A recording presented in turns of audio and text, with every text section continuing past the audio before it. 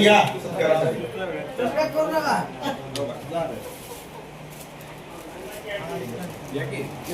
किसनजी यांच्या माध्यमातूनही आपल्या भागातील सर्व जनतेची सेवा त्यांच्या हातून चांगल्या पद्धतीने घडो ही मी आशा व्यक्त करतो।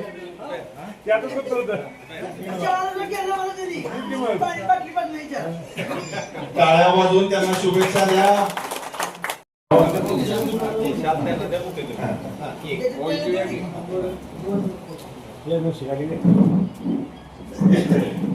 रंजनाताई राठोड यांच्या हस्ते त्यांचा सन्मान आपण करतोय। ताईंना सुद्धा आपण टाळ्या वाजवून त्यांना आपण शुभेच्छा आपण ताईंना टाळ्या वाजवून द्यायच्या। ताईंना पुढील वाटचालीसाठी खूप खूप शुभेच्छा। या सर्वांच्या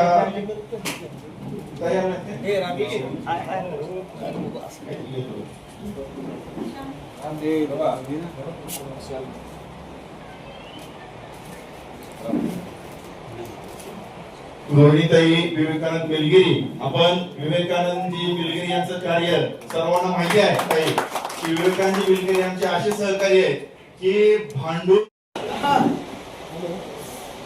तरी माझे अध्यक्ष असणार तेच मला तुमची वर खाली नावाचं वर त्यांचे दोघांची एकच एकच लिहिलं आहे, एक दोन नंबर लिहिलं नाही, दोघांना एकच टाकलंय।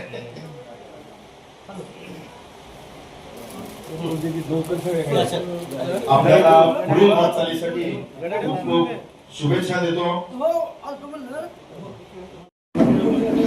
तुळजापूर तालुक्यातील पंचायत समिती निवडणुकीमध्ये आणि जिल्हा परिषद निवडणुकीमध्ये महायुतीला त्या ठिकाणी भरघोस असं यश आम्हाला मिळालेलं आहे।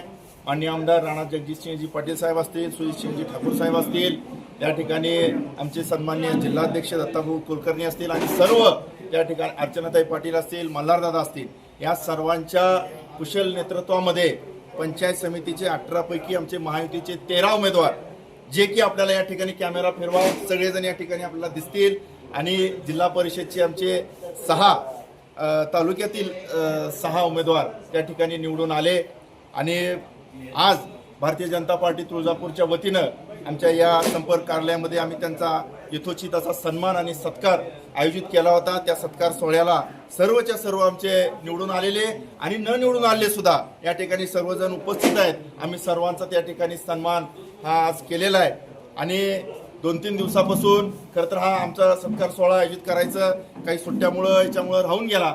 आज हा सत्कार सोहळा आम्ही त्या ठिकाणी केलाय आणि येणाऱ्या काळामध्ये पंचायत समितीच्या माध्यमातून असेल, जिल्हा परिषदच्या माध्यमातून सर्वसामान्य जनतेची, कष्टकऱ्यांची, शेतकऱ्यांची ही सेवा आमच्या माध्यमातून त्या ठिकाणी चांगल्या पद्धतीने होणार आहे हे या निमित्ताने आपल्याला मी सांगतो।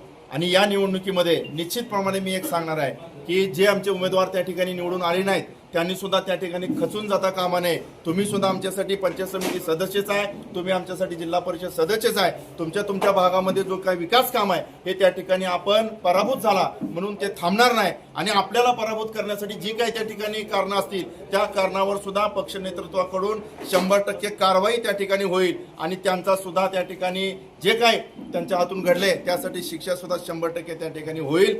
त्यांनी सुद्धा त्या ठिकाणी खचवून जाता चांगलं काम करावं असं या सत्कार सोहळ्याच्या निमित्तानं आम्ही त्या ठिकाणी शुभेच्छा दिल्यात।